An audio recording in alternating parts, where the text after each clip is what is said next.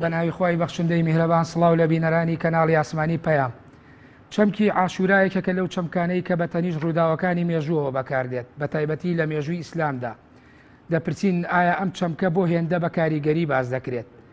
لەوانەیە ئەم چەمکە لەگەڵ تەواوی ڕووداوەکانی ناو مێژووی ئیسلامدا بەراورد بکە یەکێکە لەو چەمکانەی کە بایەخێکی تایبەتی پێدەدرێت. ئێمە دەپرسین ئایا کاتی ئەوە هاتووە ئێمە قسە لەسەر عاشورا بکەین یا قسە لەسەر ئەو ڕووداوانە بکەین بە تایبەتی مەرگەساتی ئیمام حوسین کە ڕووداوێکی مێژوێ و لە ساڵی 16 کۆچیدا ڕوویداوە؟ ئایا کاتی ئەوە هاتووە ئێمە خۆمان قسە لەسەر مێژوویەک بکەین کە زۆر جار بازەوە دەکرێت کە مسلمانان نابێت قسە لەسەر ئەم مێژوەکەن، بەڵکو ئەوانەی کە لە دەرەوەی مسلمانان مێژوو دەنووسنەوە قسە لەسەر ئەم چەمکانە بکەین. هەوڵ دەدەین لە بەرنامەی سۆراخی مێژووی ئەم شەوماندا بە میوانداری بەڕێز مامۆستا کامەران بابانزادە توێژەر لە مێژووی سەدەکانی ناوەڕاست شرۆڤەی ئەم باس و بابەتە بکەین. بەخێر بێ مامۆستا بۆ سوودی سۆراخی مێژوو. ئەگەر قسە لەسەر چەمکی عاشورا بکەین کە هەمیشە ئەم چەمکە بە تەنیشی ڕووداوەکانەوە بەکاردێت لە ناو مێژووی ئیسلامدا، کاریگەری و بایەخی ئەم چەمکە چییە لە ناو مێژووی ئیسلامیدا؟ بەڵێ بەناوی خۆی گەورەبن دەستخۆشی بۆ زەنابێت و بۆ ئامادەکاری ئەم بەرنمەیە بەتاکیت ئێمە قسە لەسەر عاشورا دەکەین. پێم خۆشە لەو بەرنمەیە ئاڕاستەکە بەو شێوە بێ کەمتر بڕۆینە ناو بابەتە فقیەکان لەبەرەوەی ئەمە زیاتر ئێمە لەسەر بەعد و ڕەهەندە مێژووی و سیاسیەکەی ئەو ڕۆژە دانیشتوین. عاشورا لە لای ئێمە و لە لای شیعەکان هەردووشیان لەسەرەوە متفقین کە عاشورا لەم ڕۆژەدا بە ڕۆژوو بین. عاشورا لە لای شیعەکان بریتێ لەو ڕۆژەی کە ئیمامی حوسێنی کوڕی عەلی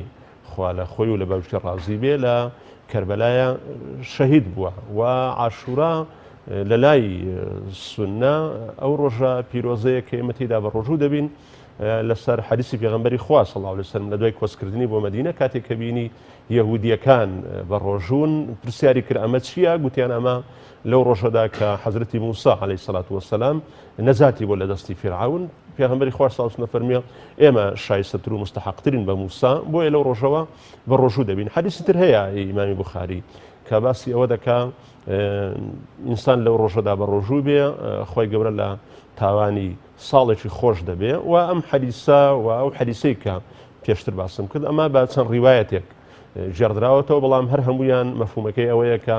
ئێمە وەکو ئەهلی سونە و جەماعە لەو ڕۆژەیدا بە ڕۆژوو دەبین لەسەر ئەو حەدیسەی پێغەمبەری خوا صلی الله علیه وسلم. کۆمەڵێک ڕووداوی تر لە باگراوندی ئەو ڕۆژەدا دەژێردرێتەوە لەسەر چاوە مێژوویەکان، بەڵام لەلایەن مێژوونووسانەوە ئەمە سەنەدێکی تاریخی وردی نییە بەوەی کە لەو ڕۆژەیدا خۆی گەورە تۆبەی لە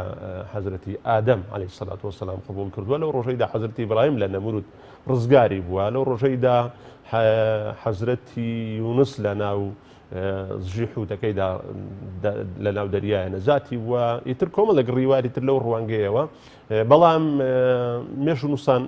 سەنەدێکی ورد و حەقیقی بۆ ئەم بابەتە نادۆزنەوە، بەڵام زیاتر پیرۆزیەکەی لە لای ئێمەوەیە کە بە ڕۆژوو دەبین و لەسەر ئەو حەدیسەی پێغەمبەری خوا صلی الله علیه وسلم. ئەوەی کە ئێوە کنەی مێژووتان کرد یا خودوک و ئەکادیمیستێک لە ناو بواری مێژوودا، یعنی بۆ بێ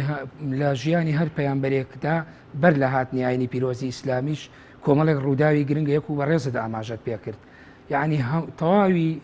ئەو ڕووداوانە هەستەکەی هەمووی بەسراوەتەوە بە عاشوراوە. ئێمە ئەگەر سەیری بایەخی ئەم چەمکە بکەین بۆ بێ ئەم ڕووداوە کاریگەرانە لە ژیانی هەرێک لەو پەیامبەرانە سەلامی خوان لێبێ بەسرێتەوە بە عاشوراوە، کەواتە عاشورا ئەکرێ بڵین ئێمە پێدراوێکە لە ناو پێدراوانەی کە هەمیشە ئەبێ لە ناو ڕووداوەکانی مێژووی ئیسلامەیە لە ناو چەمکە کاریگەرەکانە چاومان لەسەری بێت. عاشورا جارێ وەکو بابرین دەیەمین ڕۆژی مانجی محەڕەمە، خۆی هەر لە عەشرە لە عاشرەوە هاتووە، یعنی یوم العاشر ڕۆژی دەیەمین لە مانجی محەڕەمە. دەکرێ بڵین بەشێک لەوانە چونکە ئەوەی کە حەزرەتی موسا عەلەیهی سەلات وەسەلام لە فیرعون ڕزگاری بوو لە بەحرەکەی، ئەمەیان بەپێی ئەم حەدیسەی پێغەمبەری خوا صلی الله علیه وسلم کاتێک گوتیان جوولەکان لەبەر ئەوە بە ڕۆژوون چکە لەم ڕۆژەدا پێغەمبەری خوا سەم نەفی نەکردەوە کە ڕۆژێک نییە، واتە حەزرەتی موسا لەو ڕۆژەیدا نەجاتی نەبوو لە ڕۆژێکی تردایە، بەڵام گرێدانی هەموو بابەتەکانی تر هەتا گرێدانی شادبوونەوەی یعقوب عەلەیهی سەلام بە یوسفی کوڕی هەردووبارە دەخەن. بەسم ئەوەیە کۆمەڵێک ڕۆژ هەیە کە هەموو ئەم ڕۆژانە لە ڕۆژە باش و پرشکدارە، لە ڕۆژە سەرکەوتنەکانە، لە ڕۆژە ئومێد بەخشەکانە لەسەر ژیانی پێغەمبەران عەلەیهی سەڵات وەسەلام کە دەیبەستنەوە بۆ بابەتەوە. دەگونجێ ڕۆژی عاشورا بەشێک لەم بابەتانەیان دواتر پێوەنووساندە بێ بۆ تعزیم و بۆ پیرۆزگرتنی ئەم ڕۆژە و هەندێکیان لە ڕووی تاریخیەوە گوتم دەکرێت ڕاست بن بەڵام بە هەموو دیوەکەدا عاشورا ڕۆژێکی پیرۆزە. بەڵێ بەڵام ئێمە ئەگەر بین وەکو شیکردنەوەی ڕوودا و لە ناو مێژووی ئیسلامیە ڕوودا و شی بکەینەوە ینی بۆ ئەکرێ ئەم ڕووداوە کۆمەڵە ڕووداوی ئێمە کارە ساتباریشمانێ لە ناو مێژووی ئیسلامیەوە ڕووداوی دیکەشمانێ تەواوی ئەو ڕووداوانە بێنین شرۆڤەی بکەین و شی بکەینەوە هیچ کاتێک یعنی هێندەی ئەم ڕووداوە کە لە ناو عاشورایە بە تایبەتی ئەگەر وەکو سەرەتایە بۆ نەقسە لەسەر بۆ ڕووداوی کەربەلا بکرێت کە شەیدبوونی ئیمام حوسەینە بەر لە 1370 ساڵ پێش ئێستا. یعنی بۆ ئەم ڕووداوە جیاوازە ڕووداوەکانی دیکە خوێندنەوەی بۆ کرێ و وێنە و شرۆڤەی جیاوازی بۆ بڵێ. خۆی وەکو گوتم عاشورا لە سەرچاوە تاریخەکان کە باسی لێوە دەکەن واروەها ئەوەی کە پێغەمبەری خوا صلی الله علیه و سلم باسی لێوە دەکە هەموو وەتە ڕەمزی ئومێد بەخشواتە لە وەکو ئومێد وەکو سەرکەوتن باسی لێوە دەکرێت. بەڵام لە لای شیعەکان ڕۆژی مەسات و ڕۆژی نیگەرانی و ڕۆژی خەم و خەفەت و ڕۆژی حوزن و ڕۆژی یادکردنەوەی ڕۆژێکی زۆر تاڵە لە تاریخدا کەویش بریتە لەو ڕۆژەی دەکا ئیمامی حوسێن شەهید بووە. لە سەرچاوە تاریخەکاندا من متابعەی زۆرم کرد دەکرێت ئەم مەوزوعە سەنەدی تاریخی هەبێ و لەو ڕۆژەدا شەهید بوو بێ شتێکی پێچەوانم نەبینی لەسەر ئەساسی کە معاویە کوڕی ئەبوو سوفیان لە مانگی ڕەجەبی ساڵی 60 کۆچی بۆتە خەلیفە ئەوە لە ناوەڕاستی مانگ و لە دوای ئەم گرژیانە کە دروست بوو لە ئەنجامی دانانی یەزیدی کوڕی و دوای مردنی خۆی ئەوە بوو لە مانجی لە ئیمامی حوسێن لە 2 محەڕەم گەیوەتە کەربەلا و لە پێش مانجی محەڕەم لە شاری مەدینەوە بەرەو مەکە هاتووە و دواتر لە سەرداوای خەڵکی کوفەوەتە من با بڵێن ڕای پێچەوانم نەبینی لەسەر ئاساسی کە ئەم ڕۆژە ئیمامی حوسێن تێیدا شەهید نەبوو بێ دیار ئەمەش قەدرێک و با بڵێن ئەوەی خۆی گەورەیە کە ئەم ڕووداوانە عاشورا دووبارە ڕێککەوتووە لەگەڵ سەرچاوە تاریخەکان بۆ ئەو ڕۆژەی. وەکو توێژەری ڕاتان چییە لەسەرەوەی کە موسڵمانان خۆیان بێن قسە لەسەر مێژۆکەی خۆیان بکەن ئایا ئەم چەمکەی کە هەمیشە چەمکێکەیە ئەڵێ زانایانی ئیسلام ئەڵێ ئەو ڕووداوگەلەی کە لە ناو مێژووی ڕابردووی موسڵمانانە ڕوویداوە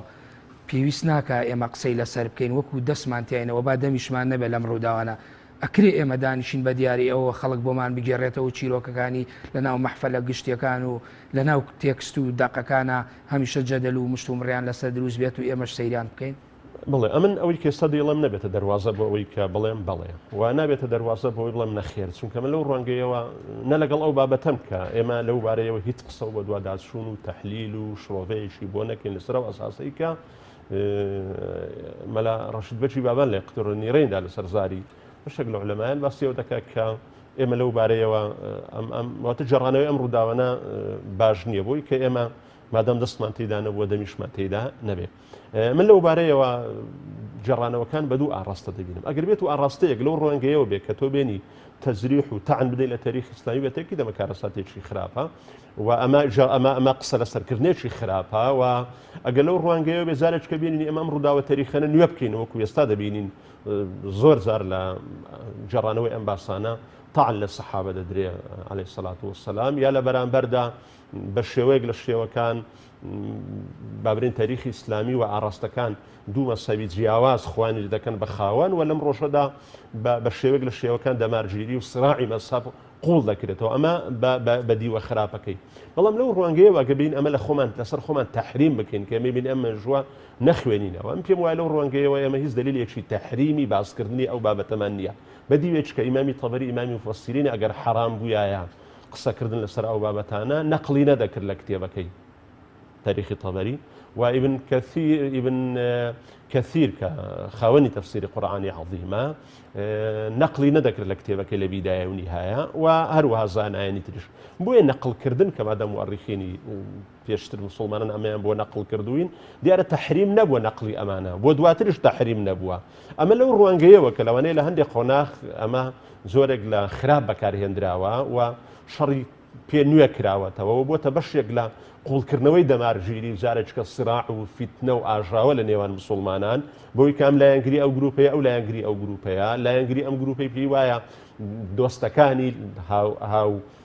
هاو داکۆچی کارەکانی ڕابردوودا لەسەر حەق بوون گروپەکەی تریش بە هەمان شێوە بە تێڕوانێکی ترە وای کردووە لێرە لەوانەیە عولەمایان لەو ڕوانگەیەوە ئەم قەراریاندارێ بەڵام ئێمە دەبێت لەو مۆزوعانەدا ئەم حەقیقەتە بزانین یەکەم هەموو حرەکەتێکی تاریخی هەتا حرەکەتی تاریخیە کە سەحابەش عليه الصلاة والسلام بەرهەمیان هەنا بێ حرەکەتێکی ئینسانیە یعنی دەبینین خۆی گەورە لە سندین شوێنی قورئانەدا هەر سوورەتی حجرات باشترین دلیلە کە ذەمبی بەشێک لە تەسەڕوفاتی سەحابەی کردووە کەواتە ئێمە کە تاریخی سەحابە دەخوێنینەوە تاریخی پێغەمبەران ناخوێنین عليه الصلاة والسلام تاریخی حرەکەتێکی ئینسانی دەخوێنینەوە ئەم تاریخە حرەکەتە ئینسانیە وەکو تاريخ وكو قول وفعل وتقرير بيغمبري خوا صلى الله عليه وسلم بيغمبران اما بو ايما معصوم نيتا وكو اقتدائي بيو بكين كواتا بيش هموشتيك راسا تاريخ الصحابه بلام بشيخ تاريخي بشريت ديخويني ودو اقداري او بين اما تاريخ دخوينينوا بالتاكيد تاريخ اسلامي دخوينينوا اسلام همیشه دبه هوکار و پارتنر به وحده کاتێک تاریخ دەخوێنیەوە کاتی تاریخ دیڕاستە دەکەی هۆکارە بۆ تەفرەقە و بۆ فیتنە دیارە ئێمە وەکو دەڵێن نەبووە ئیسلام و تاریخی ئیسلامی سەبەب بێکەواتە تحقیقی مەقاصیدێکی نەکردو کە مەقاصیدی وحدەیە کە تاریخی ئیسلام دەخوێنینەوە زۆرێک لە دڵنیایی و پێکەوە ژیانمان بۆ دروست دەبێت بەڵام کاتێک کە تاریخ بە شێوەیەکی تر دیڕاستە دەکەین بێتە سەبەبی لێکترازان و ناکۆچی لەم عەسرەدا دەبێت جارێک کە ئێمە بینەوە دەبێت خوێندنەی تاریخی ئیسلامی تحقیقی ئەو مەقسەدا بکات کە بریتە لە دڵنیایی و لە هەندێک ڕوودا و هەند کارە ساتبار لەناو مێژووی ئیسلامی دێمە بگەڕێنەوە بۆ جەنگی جەمەل و سەفین ڕووداوی شەیدبوونی ئیمام حوسەین کۆمەڵێ ڕوودا و گەلی دیکە لەوانەیە زۆر جار کاولکاری و کوشتاری تیا بووە مسلمانان یعنی ئەندازەیەک بەریەکەوتنێکیان بووە کە ئەم بەریەکەوتنە جێگە و کاریگەریەکی جیاوازی جێشتووە لە وەکو برینێک لە ناو جەستەی مسلمانانە لە تاریخی ئیسلامیە یعنی ئەکری ئێمە هەموو ئەمانەش بین جاری کە باسکەینەوە کە من ئێستا دێمە سەر ئەو تەوەرە سەرەکی کە زیاتر باسی بۆمە کارەساتی شەیدبوونی ئیمام حوسەین ئەکرێت لە دەی محەڕەمە جارێک پێش شتێک بە من حالەتێکت پێ بڵام یانی ئێمە زۆر جار کە تاریخ ئیسلامی دەخوێنین هەست دەکەم ئێمە پێچەوانەی ئەوروپیەکان تاریخ دەخوێنین یعنی پێم وایە ئەوەی وان بە ئەندازەیەکی زۆر عیبرەتی گەورەتر لە تاریخ دەخوێنن کە شۆڕشی فەڕەنسی دەخوێنن نایەن مەقسەلەکانی ڕۆبسپیر بخوێنن نایەن باسی با بڵێن تاگڕەوی ناپلیۆن زەخکەنەوە لە ناو تاریخی وڵاتی خۆیاندا کە تۆ تێبینیش کرد بە ئێمە کە باسی تاریخی ئەوروپا دێتە وڵاتی ئێمەوە بە ئەندازەیەک زۆرێک لە مۆدێرنە و زۆرێک لە حرەکەتێکی ڕووناکبیری و منەویری سەیری دەکەین سیر دەکەین سەیری بیریارەکانی قەولی بیریارەکانی ئەوە حاڵەتێکی تەندروستە ئەوە گواستنەوەی ڕوودا و گەلێکی مێژوویە بە شێوەیەکی ڕاستگۆیان تاریخی ئیسلامی ئێمە دوو دیوان دیوێ چەند بریتە لە تاریخێک کە بریتە لە تاریخێکی معریفە بریتە لە تاریخێک کە قسەیە لە عەدل قسەیە لە شێوازێکی حکومڕانی تەندروست قسەیە کە لە مافی ئومە حەقی ئومە قسەیە کە لە مەنعی زوڵم قسەیەکە لە تحقیقی عەدالە ئەمە لە کتابەکانی ماوەردی و ئیمامی جوێینی و هەموو کتابەکانی قسەیان لەسەر فەقی فەرمانڕەوایەتی کردووە زۆر بە جوانی ئەمە ڕەنگەداتەوە دیوێکمان هەیە کە پێ دیوی ممارەسە واتە ئەگەر بێت و ئێمە ئەوەی کە پێی دەوترێ قسەکردن لە شێوازی سیستەمی حکومڕانی لە تاریخی ئێمەدا ئەوەی کە تایبەتە بەوەی کە زانایان قسەیان لێ کردووە ئەگەر وای حساب بکەین لە سەدا هەشتا لە سەروی لە سەدا نەوەت دەبینین شتێکی جوانە و قابل بە ئیقتیدایە و کەلتورێکی زۆر بەڕێزمان هەیە کە پێویستە ئێمە شانەزی پێوە بکەین کە دەینە سەر ئەو بەشەی کە ممارەسەیە ئێمە لێرە خەلەلمان بۆ دروست دەبێت لێرە دەبینین بەشێک لە ویزگەکانی ممارەسەی ئێمە لە تاریخی ئیسلامی بەڕاستی جێگای هەڵوەستە لە سەرکردنە گرفتی ئێمە لە تاریخدا لەگەر ئەوروپیەکان بۆ جیاوازە ئێمە دەین ئەم بەشە باریز دەکەین بەشە مەعریفی و قسەکردن و نووسین لەسەر ئەم بابەتانە بابرین زەق ناکەینەوە ئەوان بە پێچەوانەوە بەشە ڕووناکبیریەکە بەشە حەزاریەکە بەشە مەعریفیەکە بەشە سەقافیەکە لە لای وان وەکو دەتوانم بڵێم وەکو چرایەک دەیانەوە پیشانی نەتەوەکانی تری بدەن و لێرەشەوە ئەوروپا بە ئەندازەیەک لە لای حرەکاتی علمانی بۆتە سەرچاوەیەک بۆ ناردنی مەعریفە بۆ سەرچاوی شارستانی لە سەروبەندی ئەمانەی بەڕێستەوە هێمای بۆکە ئێمە بۆ ڕووداوگەلی شەیدبوونی ئیمام حوسەیمانەیە کە ئێستا لەو سەروبەندەدا دەژین کە لە دەی محەڕەمدا بووە ساڵی 61 کۆچی ئایا ئەم ڕووداوە زۆر جار بە شۆڕشێک وێنە ئەکرەیە ئەم ڕووداوگەلە چ پندێکی تایە بۆ مسلمانان تاوەکو بایەخی پێبدەن و مهمە و کاریگەری و بەکارهێنانی و باسکردنەوەی دیسان هێنانەوەی ناو مێژوو بۆ واقعی ئێستا یعنی بایەخەکەی لەکوێدایە تۆ وەکو توێژەرێک لە بواری مێژوودا ئەگەرم بابەتە بە شێوێک لە شێوەکان با بڵێن تەوزیفی خراپ نەکرێ ئێمە دەبینین چوار خەلیفەمانەیە کە پێدەوێت خەلیفەکانی ڕاشیدی پێغەمبەری خوا سەڵەم ئاماژەی بۆ کردووە ئەم خلافەتەی ڕاشیدی لەسەر ئەساسی شوورا هەڵبژێردراون لەسەر ئەساسی قسە و ڕێی ئوممە هەڵبژێردراون وەکو کەنیسەی کاسۆلیشی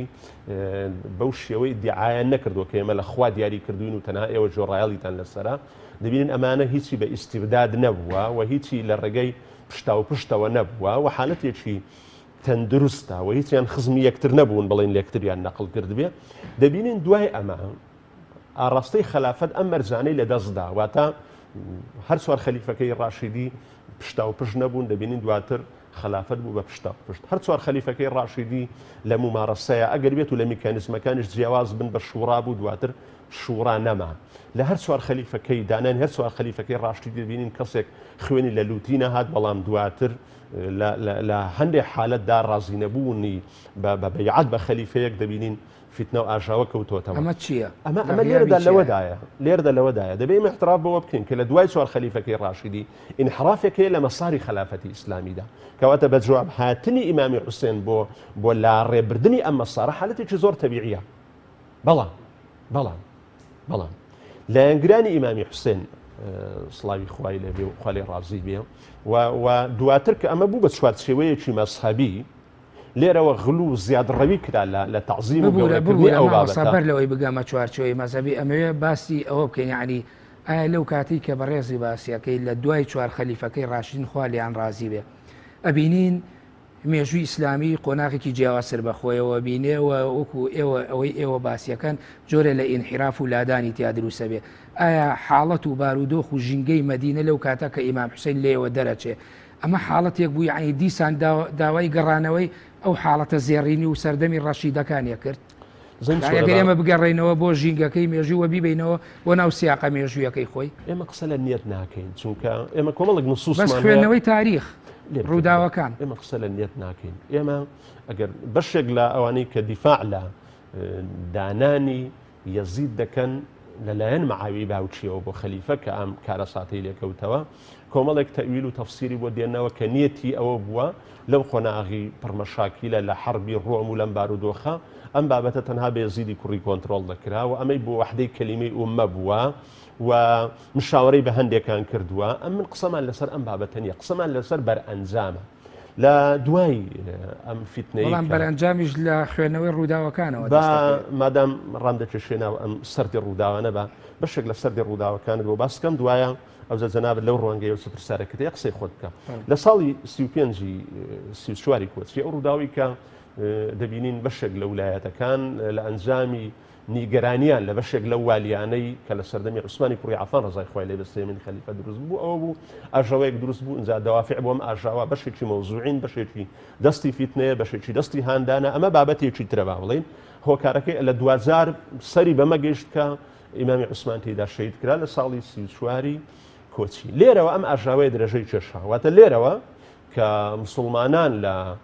مەکە و مەدینە لە حیجاز بەیعەتیاندا بە عەلی کوڕی ئەبی طالب ڕزای خوای لێ بێ وەکو چوارەم خەلیفەی ڕاشیدی دووبارە ناسمەنا ئەو وردەکاریانە دەبینین وڵاتی شام کە مەعاوی کوڕی ئەبو سوفیان ئەو کاتەی والی بوو و میسرش کە عەمری کوڕی عاس والی بوو ئەم دوانە بەیعەتیان نەدایە عەلی کوڕی ئەبی طالب و لێرەوە خوێنی عوسمانی کوڕی عەفان بەوەی ئەگەر بێت و تاوەکو تۆڵەی ئیمامی عوسمان و خوێنی ئیمامی عوسمان نەستێنێتەوە ئێمە بەیعەتی پێ نادەین و ئەمیش ئیشتیاتەکەی وا بوو کە دەبێت ئەم بابەتە تەجیل بکرێەوە دوای ئارام بوونەوە و ئیستقرارکردنی ئەو کاتی سنووری خلافەتی ئیسلامی لێرەوە عەلی کوڕی ئەبی طالب ڕزای خوای لێ بێ دێتە کوفەوە مەرکەزی خلافەت و فەرمانڕەوایەتەکە دێنێتە ئەو بۆی کە لەوێەوە نزیک بێ لە وڵاتی شام ئەمە بوو لێرە ئەم ڕووداوانەی ڕوویدا بەوەی کە بەشێک لە خەڵکی مەکە و مەدینە بە سەرۆکایەتی عەبدوڵای کوڕی زوبێر و بە سەرۆکایەتی عەفوەن بە سەرۆکایەتی زوبێر و بە سەرۆکایەتی تەلحەی ئەو دواتر ئەمانە دێنە پێشەوە سەرۆکایەتی عایشەی ڕزای خوای لێ بێ ئەمانە بە یەزێکەوە دێن بۆ ئەوەی کە ئەمانش بێنە پاڵ ئەوەوە کە قسە لەگەڵ ئیمامی عەلی بکەن لەسەر قسەی خوێنی عوسمان ڕزای خوای لێ بێ لێرەوە شەڕی جەمەل ڕوودەدا و داواکردنی مەعاوی کوڕی ئەبو سوفیان و شام و میسر بۆ قەزەی خوێنی عوسمان ئەوە بوو شەڕی سەفەین ڕوودەدا لە نێوان عێراق و لە شام دوای ئەمانە لە دوای ئەوەی کە خەواریج دروست دەبێ و هودنە و ئاگربەز لە بینی علی و معاویە دروست با بڵێن دێتە بەرهەم ڕزای خوا لە هەردووچیان دوایی بەدەستی یەکێک لە خەواریجەکان ئەوە بوو کە علی کوڕی ئەبی طالب ڕزای خوای لێبێ لە ساڵی چلی کۆچیدا علی کوڕی ئەبی طالب شەهید دەبێ و دوای ئەوە دەوروبەرەکەی یان سەحابەکان یان ئەم هێزەی کە لەگەڵ علی کوڕی ئەبی طالبە بەیعەت دەدەن بە حەسەنی کوڕی و حەسەنی کوڕیش ڕزای خوای لێبێ لە دوای سل شەوان لە ئەنجامی معاهدەیەک لە ئەنجامی پەیمانێک لە ئەنجامی ڕێکەوتنێک لەگەڵ معاوی کوڕی ئەبوو سوفیانە سازشی بۆ دەکا و معاوی کوڕی ئەبوو سوفیان بە ڕەسمی دەبێت بە خەلیفە واتە کە ئەم تەنازولی بۆ دەکا بە تاکید مەکە و مەدینە و عێراق و میسر و شام معاوی کوڕی ئەبوو سوفیان بە خەلیفەی فەرمی هەڵەبژێرن بەڵام کاتێک ئێمە لە سەرچاوە تاریخەکاندا دەگەڕێن بە دوو ئەو عەقد و ڕێکەوتنەی کە لە بینی حەسەنی کوڕی عالیە ڕزای خوای لێبێ لەگەڵ معاوی بە لەسەر ئاساسی کە تەنازولی بۆ دەکا دەبینین دواتر لە دوای بابڵێن دوات تەمەنەکانی معاوی کوڕی ئەبوو سوفیان پابەندی بەم ڕێکەوتنەوە نییە پابەندی بەم ڕێکەوتنەوە نییە کاتێک کە پابەندی بەم ڕێکەوتنەوە نابێ بە تەکید چاوەڕوانی حالەتێکی وایە بەوەی کە معاویە لە دوای ئەگەر بیری نەچێ وەڵامەکەت یعنی ئەو بنوودانە یا ئەو بەندانەی ڕێکەوتنەکە کە لە نێوان ئیمامی حەسەن کە ئەو ساڵە ناوەندرێ ئامە جەماعە و ئەوە کە تەنازولەکە ئیمامی حەسەن لە دوای 6 مانگ لە دەسەڵاتەکەی تەسلیمی معاویەکە خاڵەکانی ڕێکەوتنامەکەی نێوانیان لەسەر ئەو بنەمایانە کە جارێکی دیکە دەسەڵات بگەڕێتەوە بۆ سەر ئەو سیستەمەی کە پێشتر بۆ سیستەمی شورا بووە یاخود کۆمەڵێ بنود و خاڵی تایبەتی ترە بۆ قۆناغێکی جیاوازتر. بڵێ دەستەکان خۆش بێ دیارە ئەم نەسەکە لێرە هەمووی باس لێوە ناکرێت لەسەر ئەوە ساسەیە کە سازش بکرێ بۆ معاویەی کوڕی ئەبوو سوفیان بۆ خەلیفە بەڵام دوای ئەوە لە دوای مردنی خۆی زارێککە خلافەت بگەڕێتەوە بۆ سەر شوڕا بۆ سەر ڕێی و بۆ سەر ڕێی سەحابە وەکو کە خەلیفەکانی پێشتر هەڵبژێردراون و مسلمانانی عێراق و ئەوە ناو هاتووە عێراق و حیجاز و شام هەمویان ئەمین و ئەمان بژین واتە ئەمەی کە ڕوویداوە لە ڕابردوودا لە شەڕەکانی پێشووتر لەسەر مۆزوعی خوێنی ئیمامی عوسمان ڕزای خوای لێبێ ئەم بارودۆخە ئاسایی بکرێتەوە تەبیعی بکرێتەوە و ئەوانەی کە لەگەڵ ئیمامی علی باوشی بوون لەم شەڕدا دووبارە ئەمین ببنەوە ئەمانە هەمووی بەشەکەن لە بنودی ئەو معاهدەی کە لە بینیاندا ڕوویداوە. بەڵام ئەو جموجوڵانەی ئیمامی حوسین کە دەستی پێکا لە مەدینەوە یعنی ئەگەر بێت و وەکو بەڕێزی ئاماژە بێکە ئێمە باس لە ڕووداوەکەش نەکەینەوە چۆن جموجوڵەکانی دەست پێ کرد هۆکاری ئەو جموجوڵەگە نەچمەوە سەر پرسیارەکەی پێش و دیسان بۆ گێڕانەوەی دادپەروەریەوە گێڕانەوەی سیستەمی حکومڕانی ئیسلامیە بۆ سەر هێڵ و بۆ سەر سکە ڕاستەکەی خۆی بەو مەبەستمەوەیە بڵێن وەکو بڵێ شۆڕشێک لە پێناوی دەستە بەرکردنی عەدالەتە با من بە حالەتی چکە ئەو بابەتە بۆ تووشی بکەمەوە لە ساڵی 41 معاوی کوڕی ئەبوو سوفیان بوو بە خەلیفەی ڕەسمی خلافەتی عەباسی یعنی لەو ساڵەوە بە فەرمی حەسەنی کوڕی عەلی ڕزای خوای لێبێ لە خۆی و لە باوچی تەنازولی کرد لە پێی ئەم ڕێکەوتنامەی کە باسم لێوە کرد بۆ معاوی کوڕی ئەبوو سوفیان لە ساڵی 60 کۆچی لە مانجی ڕەجەب تەسەوڕ دەکەم معاوی کوڕی ئەبوو سوفیان کۆچی دوایی دەکات پێش کۆچکردنی ئەمەیە کە یەزیدی کوڕی لە شوێنی خۆی دادەنێ و لە دوای ئەمە نامە دەڕوا بۆ مەکە و مەدینە بۆ والی ئەو کاتەی وەلیدی کوڕی ڕەبیعە بوو وابزانم بۆی کە بەیعەت لە خەڵکی مەکە و مەدینە وەرگرێ بۆ یەزیدی کە بۆتە خەلیفە لێرەوە هەتا ئەو کاتەش زۆرینەی سەحابەی پێغەمبەری خوا صلی الله علیه زۆربەی تابعین کە ماون لە مەکە و مەدینە ژیاون ئەگەداری ئەو بابەتە بین لەوێ دەبن بە دوو بەشەوە بەشێکیان بەیعەتی پێدەدەن بەشێکیان بەیعەتی پێنادەن مەسەڵەن وەکو عەبدوڵڵای کوڕ زوبێر و مصعەبی برای و ئەمانە بەیعەت بە نێردەکەی یەزیدی نادەن بۆی کە باوچی دیاری کردو بۆ خەلیفەوە ئیمامی حوسێنی کوڕی عەلی بەیعەتی پێنادا لێرەوە خەڵکی مەکە و مەدینە دەبن بە دوو بەش بەشێکیان بەیعەتی پێدەدەن و بەشێکیان بەیعەتی پێنادەن لێرەوە ئاڕاستەی معارەزە دوو ئاڕاستە وەردەگرێتەوە تەنها حوسێنی کوڕی عەلی نەبووە معارەزە بووە عەبدوڵڵای کوڕی زوبێریش محارەزە بوو بە پێچەوانەوە ئەو حرەکەتەی کە عەبدوڵڵای کوڕی زوبێر بابرین سەرکردایەتی کرد بەرامبەر بە ناشەرعی بوونی خلافەتی یەزیدی کوڕی عەبدولمەلیک هەموو ناوچەکانی عێراق و یەمەن و حیجازی گرتەوە و نزیکی زیاتر لە 15 ساڵ بەردەوام بوو و سازشی نەکرد دواتر ئەم حرەکەتە با بڵێن کپ کرایەوە ئەجینە عەبدوڵڵای کوڕی زوبێر سەرکردایەتی شۆڕشێکی زۆر فراوانی کرد بەرامبەر بە ئەمەی کە بەیعەتی نەدا بە خەلیفە یەزید و لەو ڕپێناوەشدا شەهید بوو. بەڵێ لێرەوە حسێنی کوڕی عەلی ڕەزای خوای لێبێ لە دمەدینەوە دێمە مەکە و لە مەکەیەوە نامەی ئەهلی کوفەی بۆ دەچێت لەلایەن سلێمانی کوڕی سەرد و جەماعەتەکەی کە دواتر ئەمانە بە جوولانەوەی چەند دروست کرد بە ناوی جوولانەوەی تەوابین بەو ئەساسی کە وەکو پێویست پشتیوانیە لە ئیمامی حوسێن نەکردووە و ئەم بەرەو پیری ئەم نامەی دێکە بۆی کە خەڵکی کوفەی پشتیوانی لێ دەکەن و دێتە کوفەی وە قسە بۆ خەڵک دەکا و لە دوای قسە بۆکردنی دیارە و کاتە عوبەیدوڵڵای کوڕی زیاد والی یەزیدی کوڕی عەبدولمەلیک بۆ لە عێراق لێرەوە ناڕازیە بەم خوتبەی کەدای لەسەر ئەو ئەساسی کە ئیمامی حوسێن اعتراف ناکە بە خلافەتی یەزیدی کوڕی یەزیدی کوڕی معاویە و لێرەوە ڕەخنەی لێ دەگرێ و بە شێوەیەک لە شێوەکان و پێی سەرچاوە تاریخەکان زۆر ڕووناکە بە ئەندازەیەک با بڵێن ئەمە چەندە ڕاستە چەندە ڕاست نییە تەبەری و ئیبن خەڵەکان و ئەمانە لە سەرچاوەکان باسی لێوە دەکەن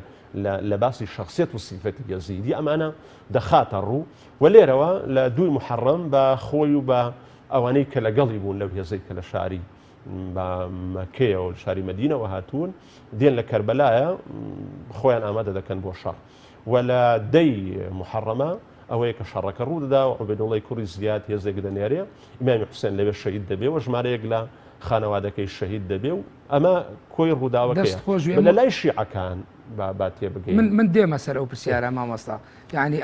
ئەمە وەکو حەدەس و ڕووداوێکی مێژووی ئێوەکو مامۆستایەکی مێژوو توێژەرێک گێڕاتانەوە بەڵام ئەبینین ئەم بابەتە زۆر جار تێکەڵ بە کۆمەڵێک تێرم و تێزی فکری و ئایدۆلۆژی و ململانەیە کراوە لە ناو مێژوودا یعنی بۆ ئەم هەموو ڕووداوە هەیە لە ناو مێژووی ئیسلامیدا یعنی ئەندازەیە کەمتر لە سەری ڕاوەستان هەبووە و بۆتە کەرەستەی نێوان ململانەکان بۆچی ئەم ڕووداوە دەبێتە کەرەستەیەک لە نێوان مسلمانانە کە زۆر جار کە باز لە ڕوودا و کارەساتەکانی ڕابردویان دەکەن وەکو برینێک کە ئەڵەن برینێکە لە جەستەمانە و دەکولێتەوە یعنی بۆ تەنها ئەم ڕووداوە جیاوازە ئەکرێ ئێمە بایەخی ئەم ڕووداوە یعنی زیاتر بزین و بۆ بینەران بۆی زیاتر ڕوون بێت. ئەم ڕووداوە هەموو ئەوانەی کە باسی تاریخی سەرهەڵدانی بزوتنەوەی شیعە دەکەن وەکو مەسهەبێک وەکو حرەکەتێکی سیاسی وەکو حرەکەتێکی مەسهەبی لە تاریخی ئیسلامیدا سەرەتایەکەی لە ڕووی بەرزەستبوون لە چوارچێوەی حرەکەتێک لە چوارچێوەی گروپێک کە لایەنگری هەیە ئەتباعی هەیە دەمارگیریان بۆی هەیە و لە بەرامبەردا گروپێکی تری هەیە سەرەتا عەمەلی و فیعلیەکەی دەگەڕێنەوە بە ڕووداوی کەربەلا کەواتە ڕووداوی کەربەلا سەرەتایەکە بۆ ئەم تەقسیم بوونی بینی سنە و شیعە لە تاریخی ئیسلامیدا بۆیە لێرەوە ئەگەر تۆ تێبینیت کرد بێ گروپێکەیە دیفاعی لێ دەکا و داکۆچی لێ دەکا بە ڕەمزی داکۆچی لە دادگەری ناو دەبا بە ڕەمزی ڕوبەڕووبوونەوەی زوڵم و تۆغیانی لاو دەبا بە ڕەمزی خەمات و فیداکاری ناو دەبا و ساڵانە یادی دەکاتەوە و لە یادەکەیدا هەموو ئەو کار و حرەکەتانە ئەنجام دەدا بۆی کە گزارش بکانەوەی کە لەبەوەی کە سەرکردەیەکە لە تاریخی واز لەوەش دێنین چکە هەروەکو چۆن بەشێک لە مێژوونووسەکان یا مسلمانان ئەمە بە کارەساتێکی گەورە دەین بە بینە ئەو باسە ئەی ئەکرێت چۆن ئەم ڕووداوە مسلمانان تەوزیفیکەن وەکو ڕووداوێکی گرنگ لە مێژووی ئیسلامیدا یعنی باواز لە ململانەی مەسەبی و ئەوەی کە دروستی کردووە زیاتر وەکو بەڕێزی هێماوێکە تەقسیم بەندی بووە بەڵام ئەی گرنگی و کاریگەری ئەم ڕووداوە مسلمانان چۆن بتوانن تەوزیفی بکەن بۆ ئەوی لە مێژویان وەکو خاڵێکی بەهێز بەکاری بهێنن. تۆ بەس سوالەکە لەبیر نەچێتەوە بۆی کاتمان نەڕەوە کورتی لێم بپرسەوە تەنها ئەوەندە ینی هەندێک ئیزافە هەیە دەمەوێت باسی لێەوە بکەم بەشێک لەوەی کە ئەم حرەکەتە وای لێ بەسەر هاتواتە تەقسیم بەندیەک لە تاریخی ئیسلامی ئێمە دروست بوو ئاڕاستەیەک مەسهەبێک و لە ناو وێشدا دووبارە شیعەکان هەموو یەک مەسهەب نین لە ناو خۆچیدا دووبارە زۆرێک لە فرەی هەیە و دیدگاشی موحەد نییە بەڵام لەسەر کۆمەڵێک هێری گشتی یەکیان گرتووە ئەلی سنە جەماعەش بە هەمان شێوە مەسەڵەن حرەکاتی جیاواز هەیە بەڵام زۆر ئیجماعێک لە نێوانیاندا و هێڵی گشتی هەیە بەرامبەر بەم تەرەفەیان ڕاوەستاون خۆی گرفتێک لێرەدا ئێمە لەو ڕوانگەیەوە ئەگەردا کۆچی کاربین لە بیر و وەچینەکان لە پلورالیزم ئەگەر بێت و ئێمە بە دیوێک لە دیوەکان دا کۆچی کاربین لەو مەبەستەی کە ئیمامی حوسێن لە شاری مەکەیەوە بۆی دەرچوو بۆ کوفەی و لە پێناویدا شەهید بوو لەو ڕوانگەیەوە ئەگەر بێت و گەڕانەوە بێ بۆ گەڕانەوەی خلافەت بێ بۆ شێوازی هەڵبژاردننی خەلیفە بە ڕێگەی شوڕا و بۆ ئەو شێوازەی کە چوار خەلیفەکەی ڕاشیدی پێ هەڵبژێردراوە ئەمە داواکاریەکی ڕەوایە و داواکاریەکی حەقا و هەموماندا کۆچیکارین لە بۆی سیستەمی حکومڕانی لە ئیسلامدا سیستەمێکی شوڕەویە و عولەماکە قسەیان لەسەر دانانی تەعینی ولایە کردوتەوە ئیزماع لەسەر ئەو مۆزوعی هەیە کە شوڕەویە ماوەردش لە ئەحکامی سوڵتانیە ئەم هەموو تەئسیلی شەرعی بۆ خلافەتێکی شەرعی کردووە لە ڕێگەی شوڕا کاتێک کە تەقسیمی کردووە دانانی خەلیفە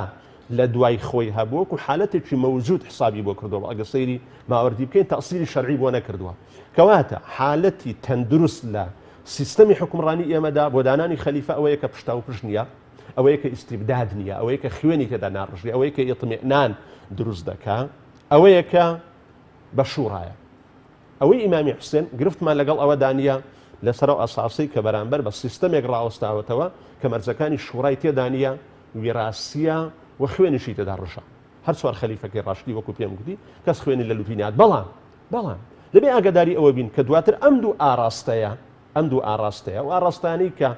دژە شیعەکان داکۆچیان لە سیستەمێکی خلافەتی ئیسلامی کردووە لە و ئێستاش ئەم دوو ئاراستەیە بە هەمان شێوە هەردووشیان جارێککە داکۆچیکار نیە لە سیستەمێکی خلافەتی شوڕەوی واتە ئەوانەی کە قەنەعەتیان وایە بارزکردنی ئەم قەزی ئیمامی حوسێن و ئەمەی کە شیعە دەیڵەیە بە ئەندازەیەک تەزریحی سەحابە دەکا دەتوانێت بڵێم زۆرێک لە زیادڕەویان کردووە بە ئەندازەیەک پاڵیانداوەتە پاڵ ئیستیبداد وەکو کاردانەوەیەک لەوەی کە شیعە دەیڵێ و لە بەرامبەریشدا تو ئەگە تێبینیت کرد بێ لە بەرامبەردا ئەمەی کە ئیمامی حوسێن شۆڕشی لە پێناودا کرد دووبارە ئینحراف کراوە لە لایەنگرەکانی وەتە لایەنگرەکانی جارێککە نەهاتوون بڵێنەوە دەبێت دانانی خەلیفە بە شوڕا بێ ئەمانیش هەستانەوە جارێککە نەزرەتی ئیمامی شیعەیان داهێنا بەوەی کە حەسری خلافەت بکرێت لە یەک خانەوادا و دووبارە بیبەستیەوە بە وەحی و ئەمە تەجاوزە بەرامبەر بە شوڕا ئێمە بۆ ئێمە نین لەسەر ئاستە گلۆباڵیەکەیە بۆ جیهانی ئیسلامی و بۆ مسلمانان یعنی بایەخی بۆ مێژووی مسلمانان چی ئەمڕوودا وەکو کارە ساتێ با ئێمە واز لەوە بێنین لە وردەکاری و لەو خلافانەی کە دروست کراوە وەکو دوو ئاینزای جیاوازی سنە و شیعە هەر لایەک بەکارێنێ وەکو کۆمەڵێک کەرەستە و وەرەقەی ئایدۆلۆژی بەڵام ئەی لە ئاستە باڵاکەیە چ خزمەتێکە بە مێژووی ئیسلام کە وەکو تۆ هێماشی و پێکرد زیاتر ئەمە کۆمەڵی ڕەهەندی گرنگی وەکو وەستانەوە دژی ئیستبداتیان یەکێک لە نووسەرە با بڵێن منسیفەکانی ئەم سەردەمە نووسینەشم خوێندەوە دەرێمە کاتێک دەتوانین تاریخی ئیسلامی سوودمەند بین لێی و بتوانین لە ڕێگەی ئەم تاریخەوە بەرە وەحدە بچین و لە ڕێگەی ئەم تاریخەوە بتوانین با بڵێن یەک بین و ئەم تاریخە نەبێتە سەبەبی فیتنە و ئاژا و تەعەسوب لە ناوماندا ئەوەیە کە ئێمە لە چوارچێوەیەکی مەسحەبیەوە تاریخ نەخوێنینەوە تا تاریخ وەکو ئەو واقعە بخوێنینەوە کە هەین واتە لە دەرەوەی ئەم تەقسیم تەجاوزی مەذهبی بکرێت بەتەکید من دەرم لە دەرەوەی ئەم تەقسیم بەندیە شیعە دیدی بۆ تاریخ چۆنە سنە ئاهلی سنە و جەماعە دیدیان بۆ تاریخ چۆنە بینجارێک کە تاریخ بخوێنین وەکو حەدەسێکی مێژووی ئەگە وەکو حەدەسی مێژووی خوێنمانەوە گەر تۆ تێبینیتان کردبێ ئێستا دوو ئاراستە هەیە بۆم حەدەسە دوو ئاراستە هەیە بۆم حەدەسە کە دەخوێندرێتەوە ئاراستەیەک کە داکۆچیکارە لە ئیمامی حوسێن و ئاراستەیەکە کە ئیمامی حوسێن وەکو پێشەنگ و بۆتە ڕەمزی ئەم ئاراستەیە کە مەشیعەکانن دەبینین ئەم ئاراستەیە لە ڕووی سیستەمی حکومڕانی و دانانی خەلیفەوە نەگەڕاوەتەوە سەر سیستەمە شوڕەویەکە کە سوار خەلیفەکەی ڕاشیدی لەسەر بووە ئاراستەیە کە هەموو تەجریحێک هەموو ڕەخنەگرتنێکی شیعە لە خەلیفەکانی ئومەوی ڕەفز دەکاتەوە پیوامە تەزریحە بە سەحابە ئەمیش دووبارە دەبینین لەو ڕوانگەیەوە ئەوە تاوکەن دەمارگیرێکی بۆ دروست بووە و ئەمەی کردووەتە تەئسیلێک ئەمەی کردووەتە داکۆچیکارێک بۆ خلافەتێکی وێڕاسی بۆ خلافەتێکی دوور لە شوڕە بەڵام ئەمە ئەگەر ئێمە دیسان تەجاوزی ئەمە بکەین ئەی ئەگەر ئەمە بکرێ بە گوتارێک بۆ دەرەوەی مسلمان ئێستا تۆ سەیری جیهانی ئیسلامی کە بە درێژایی مێژوو لە دوای 60 هیجریشەوە ئیمامی حوسێن شەهید دەبێ مسلمانان بەردەوام بڕۆ سەیری مێژووی سەدەکانی ناوەڕاستکە 7 هێرشی سەلیبی بۆ ڕۆژەڵا دەکرێت ئەوەی کە توش بوو بەردەوام بەرامبەر بە هێرشێوە هێرشی خاج دروشمیەوەی نەخوێندێتەوە مەذهبی شیعە ئەوە سونەیە بەردەوام دوژمنێکی هاوبەشیانە بووە ئەی ئەمە چۆنەکرێتە کەرەستەیەکی بەهێز بۆ مخاتەبەکردی دوژمنەکەەوە چۆنەکرێ بە ڕۆحێکی بەرەنگاربوونەوە بۆی بەرامبەر بە نارەکان ئەوەی پێوتێت لە جیهانی ئیسلامیا بوەستیت ئەمن هەتا ئێستا قسەم لەسەر حالەتەکە کردووە ئێستا بەرەوە معالەزەکە دێن ئەمە قەنەعەتم وایە یەکەم تەجاوزی ئێمە وەزارێک کردەی بە ڕوحێکی واقعیانەوە و خوێندنەوەی ئەم تاریخیانە یان دیدگایەکان لە چوارچێوەی ڕەش و سپیا دابەش نەکەین لە چوارچێوەی ڕەش و سپیدا دابەشی نەکەین چونکەم پێم وایە زۆر جار ئێمە زوڵم لە ئیمامی حوسێن دەکەین وەکو ئەوەی کە زۆرێک لە دژە شیعە دروست بووین زوڵمێک لە ئیمامی حوسێن و لە ئەو تاریخە دەکەین کە هەین وە لە بەرامبەردا دەبینین تەجریحێک و ڕۆژانە بریندارکردنێکی زۆری سەحابە دەکرێت لەسەر ئەو ڕوانگەیەوە ئەم پێم وایە هەردوو لە شایانی ڕەخنن وەزارێک کە دەبێت من تەجاوزی ئەو بابەتە بکەین بەچی بۆی تاریخ نابێت بێتە سەبەبی تەفرەقە تاریخ دەبێت زارێککە بێتەوە سەبەبی وەرگرتنی سوود بۆ ئێستا یعنی هەمیشە ئێمە دەبێت ئێستا و ینی تاریخ چۆن دەبێتە دەواازەیەک بۆ پێکەوە ژیان دەواازەیەک بۆ پێکەوە بوون دەواازەیەک بۆ بنیادنانی ئەم قۆناغا بە بەردەوامی ئێمە تاریخ بکەینەوە بە دەواازەیەک بۆ شەڕ بۆ دەواازەیەک بۆ تۆخکردنەوەی دەمارگیری و عەسەبیات و دەواازەیەک بۆ قوڵکردنەوەی ناکۆچیەکان بەڕاستی ئەمە دیدێکی زۆر خراپە بۆ تاریخکەوەی کە ئێمە ئێستا لەسەرین چۆن تەجاوزی ئەم حالەتە دەکەین ئەوە یەک دوو ئێمە بین ئەو ویستگانەی کە لە تاریخی ئیسلامیدا خۆشتە تەرومەخۆلەکانیش بە هەمان شێوە خۆکە هاتووە عالەمی ئیسلامی بە سونە و بە شیعەوە پێکەوە ڕاماڵیوە و شەڕی سەردەمی ڕۆمەکان لە سەردەمی دەوڵەتی عەباسیە بووەیهی و سەلاجیقە و ئەمانە بەشێک لەمانە لە بین سونە و شیعەیە دابەش بوو دەوڵەتی فاتمی و دەوڵەتی عەباسی تۆ ناتوانانی خاڵیکەوە لە حەزارەت و لە مەعریفە ناتوانانی خاڵی بکەوە لە ڕۆڵی ژێڕانی بەرامبەر سەرڕای هەموو خاڵە سلبیەکان لە هەندەی وزگەدا بوو کەواتە ئێمە دەبێت زارێککە بگەڕێنەوە بۆ ئەو قۆناغانە کە لە تاریخدا تاریخی مسلمانان بەبێت جیاوازی مەسەبی پێکەوە بنیاتیان ناوە واتە گەڕانەوە بۆ ئەم خاڵانە زارێککە ئێمە حاڵی دەکاتەوە بۆ ئەوەی کە دەبێت تەجاوزی تاریخ بکەین و بگەڕێنەوە بە پردا هاوبەشەکانمان و تاریخ وەکو تاریخ سیر بکەین واتە تاریخ وەکو قازی سیر نەکەین تاریخ وەکو ئەمریکا لە ڕابردوو ڕوویداوە نەبینەوە بە قازی ئیتیهامی بکەین و ئۆکەی بەرامبەر بە ئیتیهام کە زارێککە بینەوە لەسەرم ئەساسە دەمارگیری و ململانەیەک دروستکەینەوە ئەمە یەکێکە لەو بابەتانی کە ئێمە تاریخ بەم شێوە بە هەڵە دەخوێنینەوە دوو کە من پێم وایە لەو ڕوانگەی ئێمە دەکەوینە هەڵەی گەورەوە ئەمەی کە کراوە ڕوویداوە ئیجتیهادە خەتە بووە بڕایەوە کە ئیجتیهادێکی خەتە بووە هەڵە بووە نیشانەی ئەوەی نییە کە تۆ ئەو سەحابانەی کە ناویان لەناو ئەم ئیجتیهادە خەتە ئەدێ ئەتۆ پێچەوانەی ئەو مەتحانەی کە پێغەمبەری خوا صلی الله علیه وسلم بۆ ئەو ئەفرادانەی کردووە ناچێتە سواتچێەوەی ئەوەی کە خوای گەورە لە هەندێک لە ئاماژەکاندا لێیان خۆش بووە موضوعی خەتە بە نمونەیەک بێنمەوە بە کورتی مامۆستا ئەماری کوڕی یاسر نوێنەری عەلی کوڕی ئەبی تاڵیب ڕەزای خوای لێ بێ بۆ لای خەڵکی کوفە دەیە بە خەڵکی کوفە بڵێ عەمار خەڵکی کوفە سوپایەک دێ بە سەرۆکایەتی عایشەی ڕەزای خوای لێ بێ لە خۆی لەبەرشی سوپایەک دێ بە سەرۆکایەتی عایشەی عەلی کوڕی ئەبی تاڵیب عەماری بۆیە ناردۆ تاوەکو بە خەڵکی کوفەی بڵێ مەچنە پاڵ سوپایەکەی عایشەی عەمار بە چ زمانێکی بە ئەدەبەوە بەرامبەر بە ئیجتیهادە هەڵەکەی عایشەی لەو حالەتەدا دەدوێ دەرێ خەڵکی کوفە ئەم سوپایی کە دێ بە سەرۆکایەتی عایشەیە خێزانی پێغەمبەرەکەمانە لەم دنیا و خێزانی پێغەمبەرەکەشمانە لەو دنیا ینی کە دەیەوێ بڵێ لەم ئیجتیهادەی بە دووی مەکەون ئێمە خەلیفەیەکی شەرعیمانەیە عەلی کوڕی ئەبی تاڵیبە نایەوێ بوەستێتەوە لەسەر ئاساسی کە خێزانی پێغەمبەری خوانی صلی الله علیه وسلم نایەوێت تەجریحی کا لەسەر ئاساسی کە پێغەمبەری خوا صلی الله علیه وسلم مەدحی کردووە خوای گەورە لێیان خۆش بووە تەداخولی ئەوە ناکە کەواتە لێ خۆش بوون و مەغفیرەی خوای گەورە مەدحی پێغەمبەری خوا صلی الله علیه وسلم ئەمە نابێتە پردێک بۆ ئەوەی کە تۆ قسە لەسەر ئاساسە نەکەی بڵێ کاکە لە هەندێک لە ویستگەکان بەشێک لەمانە ئیجتیهادێکی خەتەییان کردووە بەڵام خوای گەورە لێیان خۆش بووە لە بەهەشتێدان ئەو مۆزوعێکی ترە ئەوە گرفتە کەواتە دەبێت ئێمە مێژوو لەو ڕوانگەیەوە سەیر بکەین ئەجینا تۆ هیچ وڵامێکت پێ نییە کە لە شەڕێکدا هەردوو لە سەحابەن و پێکەوە شەڕ دەکەن و شەید دەبن هەردووچیان سەوابن چۆن شتی وا ڕوو دەبێت بەڕاست یانی هەردووچیان مەزجورن و خوای گەورە پاداش تێنەداتەوە چۆن شتی وا دەبێت واتە ئەمە حالەتێکە هیچ عەقڵێکی سەلیم ئەمانە حەل ناکەن پێویستی بە دەرچەیەکی شەرعی ئەمە لە ڕوانگەیەوە بتوانین دەواازی ئێمە واز لە ئەگەر هەندێک تەجاوزی ڕووداوەکان بکەین ئایا ئەو دنیابین و فکرێ فراوانە کە سەیری ئەو ڕووداوانە بکرێت لە ناو مێژوودا ئایا زانستی مێژووەتەنە فەلسەفەی مێژوو پشگیری ئەوەیە کە ئەمە ئەبێ خوێندنەوەیەکی زیاتر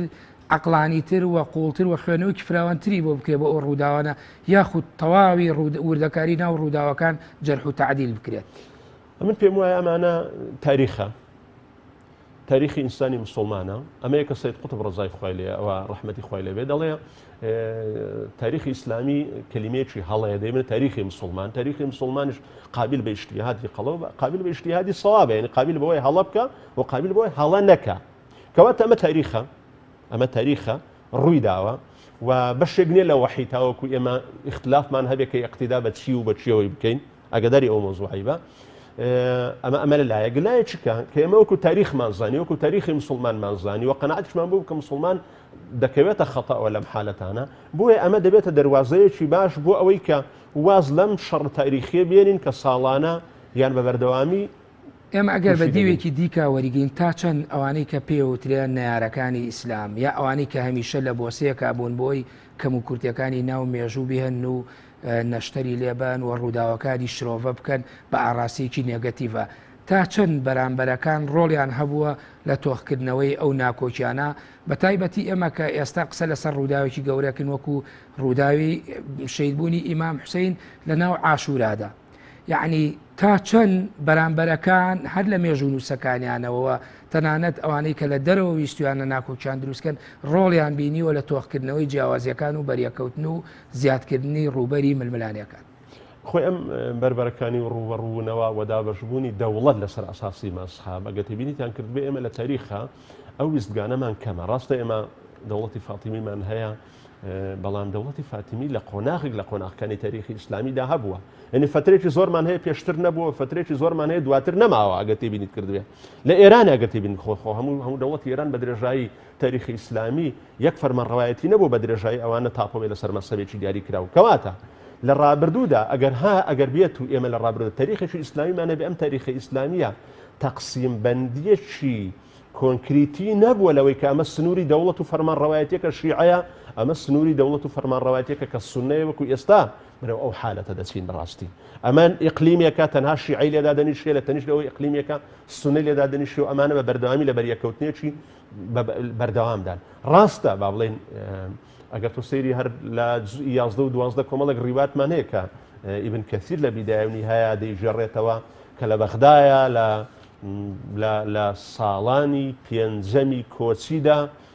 بەریەکەوتنیان زۆرێک لە شەڕەقسە و شەڕەدەنووکە هەبووە لە بینی شیعە و سونە لەسەر ئەم ڕووداوانەی پێشوو بەڵامە شەڕەدەنووکەی ناو یەک چوارچێوەی فەرمانڕەوایەتیە ئەمە بێتە حرەکەتێکی سیاسی و ئەم حرەکەتە سیاسیە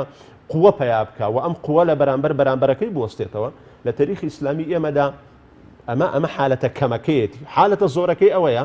کە ئەمە نەگوازراوەتەوە بە فەرمانڕەوایەتیە کە ئەم فەرمانڕەوایەتیانە ئەسی پرسیارەکەم تا چەند لە دەرەوە مێژوو نووسەکانی ترتوانیوانە سوود لەو ناکۆکیانە وەربگرن بەتەکیت خۆی ئەگە تۆ تێبینیشت کرد بێ ڕۆژهەڵات ناسان کە لە سەدەی بەتایبەتی لە سەدەی 19 کە هاتوون ئەمانش مداخەلیان هەبووە لە تاریخی ئیسلامی بەتەکیت ڕۆڵیان هەبوو لە قوڵکردنەوەی ئەم بابەتانە و لە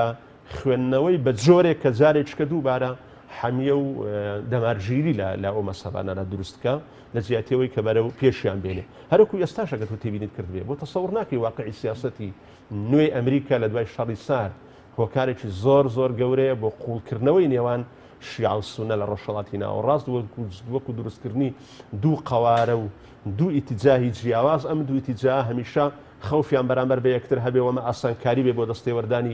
دەستێوەردانی هێزە ئیسلامیەکانی تازە لە وڵاتەوەی بەرنامەکەم زۆری نەما بەسەمەوە بپرسم کە ئێستا ساتە وەختی ڕووداوی عاشورایەوە مسلمانان یاد یەکەنەوە هەر لە ڕووی بەها ڕۆحیەکان و بەها مێژوویەکان شەوە کە بگەڕێنەوە بۆ ڕابردوو یعنی ئەکرێ ئەمە دەرس و پند و ئامۆژگاری چی تیاوێ بۆ مسلمانان بە شێوەیەکی گشتی ئەگەر لەسەر ئاستە شارستانەکەیدا کە پێوتێ شارستانی ئیسلامی بیر بکەنەوە نەک بەواتە تەسک و کوردبینیەکەی بۆعدێکی عیبادی تێدایە کە دەیوانکەومان بڕۆشو بین ئەمە بۆعدێکە بۆعدێکی تری تێدایە ئەگەر بێت و ئێمە ئەم بابەتە بریتی بە لە قەزیە ئیمامی حوسێنەوە دەستی کردبیان لەو ڕۆژەی دەکەوەکو کارەسات و ڕووداوێک ڕوویداوە ئێمە قەنەعەتمان بەوە بێ کە جارێککە ئەمە ڕووداوێکی تاریخیە ئیمامی حوسێن کە شەهید بووە مەزلوم بووە لەو ڕوانگەیەوە و زوڵمی لێکراوە و هەوڵی داوە بۆی کە خلافەتی ئیسلامی بگەڕێتەوە سەر مەساری شوڕەوی خۆی دواتر کە بە ئاڕاستەیەکی تردابرا ئەو مۆزوعێکی ترە ئێمە لەو ڕوانگەیەوە ئەمە ڕووداوانە هەموو کورداوی تاریخیدا سیرکەین و لێرەوە ئەمە بکەین بە عیبرەتێک بەوەی کەچی کە ئەم تەقسیم بەندیە کە ئەم ڕووداوە تاریخیانە دەکەن بە کەرەستەیەک بۆ قوڵکردنەوەی سراعی ئێستا لە نێوان نەوەکانی یەک ئومەت و یەک عقیدەکە ئیسلامە بە تەکید ئێمە بتوانین تەجاوزی ئەم قۆناغە بکەین و ئەمە وەک ڕووداوێکی تاریخی سیرکەین و لەو ڕوانگەیەدا دووبارە دەیوجدان نەبین بەوەی کە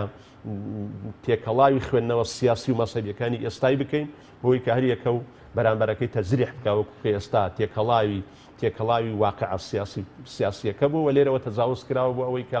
سەحابە تەزریح بکرێ و لە بەرامبەردا بە شێوەک لە شێوەکان ئیمامی حوسێن مەزلومیەتەکەی بەو ئەندازەیە باریز نەکرێ واتە ڕووکارە تاریخیەکەت چۆنە بەو ئەندازەی خۆی بخوێندرێتەوە و واقع تاریخەکە نەبێتەوە جارێککە بۆ داینەمۆی فیتنە و ئاژەوە و تەفرەقەیە کە ئێستا لەناو مسلماناندا جۆشی پێ بدرێتەوە. بەڵێ زۆر سپاس بۆ مامۆستا کامەران بابانزادە توێژەر لە مێژووی سەدەکانی ناوەڕاست سپاس بۆ ئامادەبوون لە ستودیۆی سۆراغی مێژوو دووبارە بەخێر بێت. بەڵێ بینەرانی بەڕێز و خۆشەویست بەم شێوەیەتمە کۆتایی سۆراغی مێژووی ئەم شەومان تا سۆراغێکی دیکە بەخوای گەورە و میهرەبانتان دەسپێرم کاتێکی خۆش خواتان لەگەڵ.